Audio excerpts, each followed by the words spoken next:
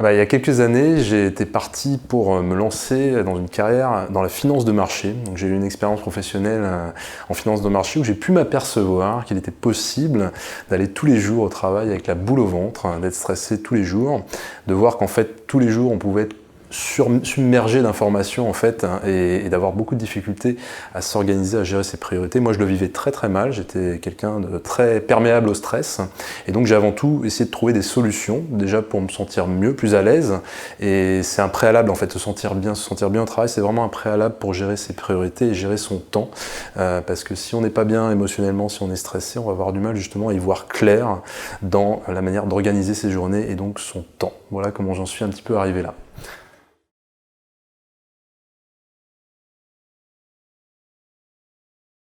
Alors, il faut savoir que le cerveau, il reçoit beaucoup d'informations dans la journée, mais il n'en est conscient que de très peu. On est conscient que de très peu des informations que l'on reçoit. Et à l'ère du digital, eh bien, on est beaucoup sollicité par les réseaux sociaux, par les téléphones. Les gens, même si vous travaillez en open space, vous allez être vraiment perturbé par les gens, par le bruit, par tout un tas de perturbateurs, on appelle ça les points de perturbation. Et donc finalement, c'est difficile pour nous, pour le cerveau, de traiter les informations qui sont prioritaires. Déjà, de faire le tri des informations, et puis ensuite de les prioriser, de se les approprier pour pouvoir prendre les bonnes décisions, pour pouvoir planifier.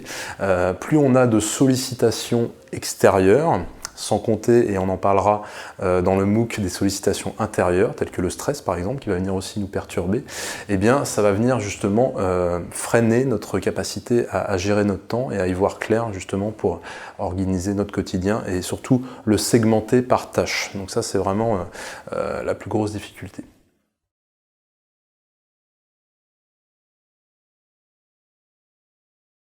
Alors, il va falloir commencer justement par identifier qu'est-ce qui nous fait perdre du temps.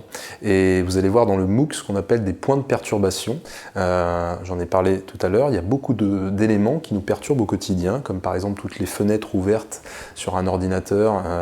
On va essayer de les diminuer peut-être.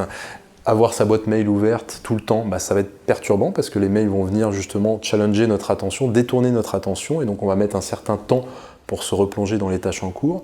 Donc il va falloir essayer de s'organiser, qu'est-ce qui nous perturbe, qu'est-ce qui nous fait perdre du temps, et donc ça va nous aider à mieux comprendre comment on peut gérer nos priorités. Il va falloir aussi apprendre à s'écouter, parce qu'il n'y a pas que des perturbateurs externes, il y a aussi des perturbateurs internes, et on a tous notre propre rythme. Donc il va falloir essayer de trouver son rythme.